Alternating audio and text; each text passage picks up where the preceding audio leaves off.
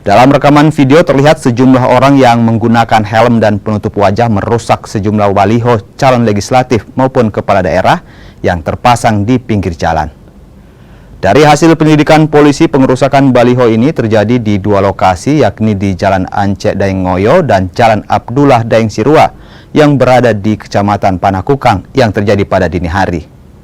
Meski belum ada laporan dari pemilik baliho, namun polisi tetap melakukan penyidikan guna mencegah aksi serupa kembali terjadi.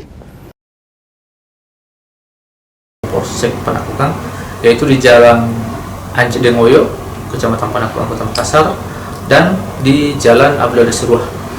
Untuk waktu kejadiannya itu hampir bersamaan. Pertama terjadi dulu di Jalan Ancek Daeng Ngoyo, yaitu sekitar jam 01.00 WITA. Kemudian setelah itu berlanjut ke Jalan Abdullah Daeng Sirua. Berapa banyak baliho yang dirusak atau caleg-caleg apa aja yang dirusak itu baliho? Untuk caleg yang dirusak atau baliho yang dirusak itu ada beberapa dengan caleg yang berbeda, dengan partai yang berbeda, di mana baliho yang berdiri di lokasi kejadian tersebut itu hampir semuanya dirusak oleh pelaku.